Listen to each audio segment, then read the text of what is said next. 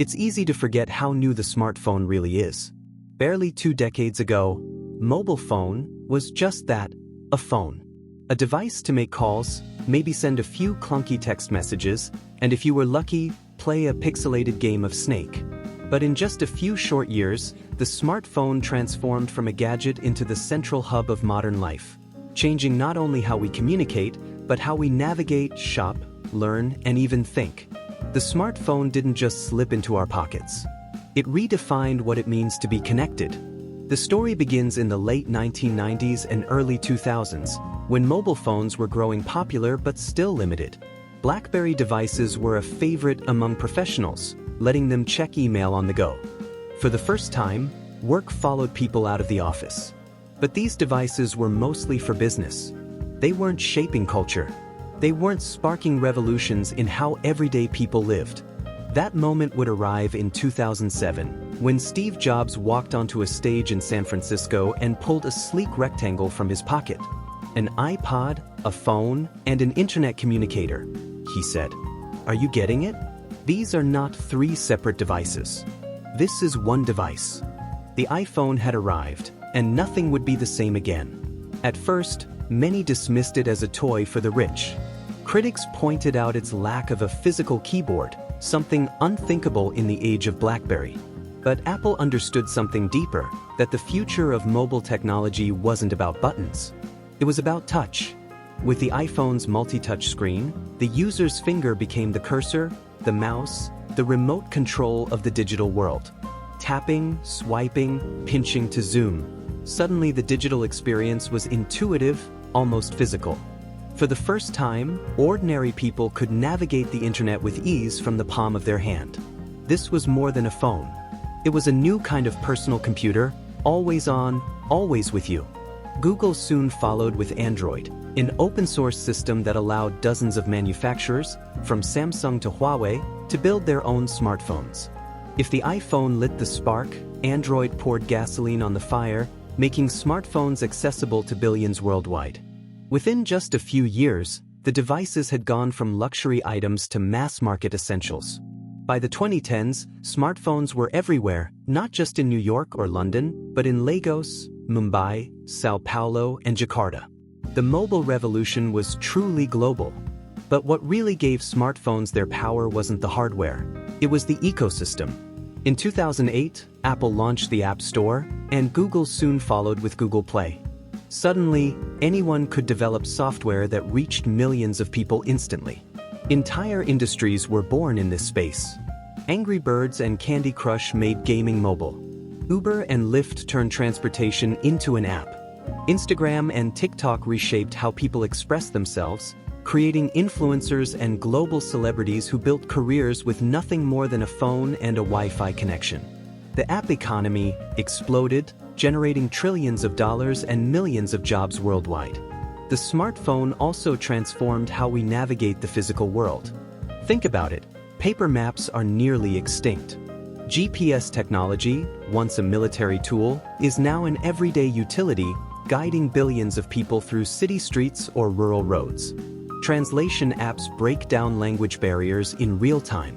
Mobile banking and payment apps let people in developing countries join the global economy without ever stepping foot in a bank. For many, especially in Africa and Asia, the smartphone wasn't just a communication device. It was their first real access to the internet, their first library, their first camera, their first bank account. In places where infrastructure was limited, the smartphone was a leapfrog technology, skipping over stages of development and connecting people directly to the digital age. But along with opportunity came challenges. The smartphone reshaped our social lives, for better and for worse. Families could video chat across continents, friendships survived long distances, and grassroots movements spread through encrypted messaging apps. Yet at the same time, concerns about addiction, distraction, and mental health began to rise. Endless scrolling, constant notifications, and algorithm-driven feeds rewired attention spans and fueled debates about whether we control our devices or they control us. The same smartphone that connected billions also introduced new anxieties about surveillance, privacy, and the commodification of personal data. Politics, too, felt the impact. From the Arab Spring uprisings of 2011 to social movements like #MeToo and Black Lives Matter, smartphones turned ordinary people into broadcasters, documenting history in real time. Social networks had existed before, but with smartphones, they became omnipresent. Every protest, every event, every personal story could be shared instantly, amplifying voices that once would have been unheard. The power balance between governments, corporations, and citizens shifted in unpredictable ways. Economically, smartphones reshaped entire industries. Music, once sold on CDs, now streams through apps like Spotify. Film and television compete with TikTok and YouTube for attention. Retail giants like Amazon built their empires in part by living inside our phones, delivering products with a tap.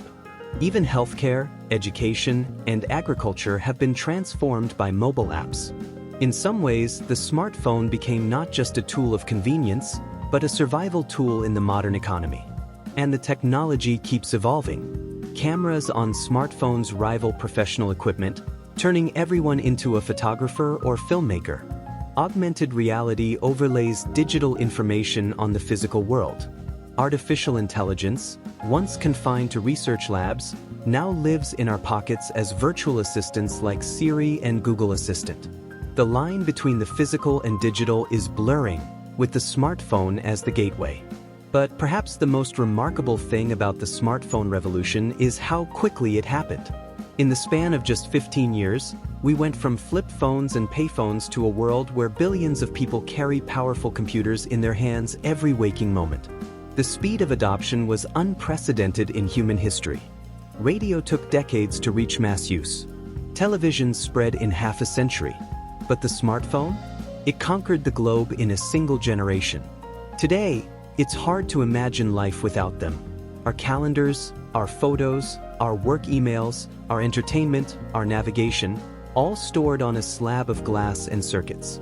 For better or worse, the smartphone has become an extension of ourselves. The question for the future isn't whether smartphones will remain central, but what comes after them.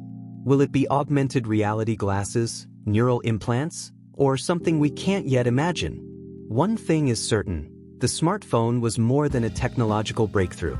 It was a social, cultural, and economic revolution, one that reshaped the world more profoundly than almost any device before it.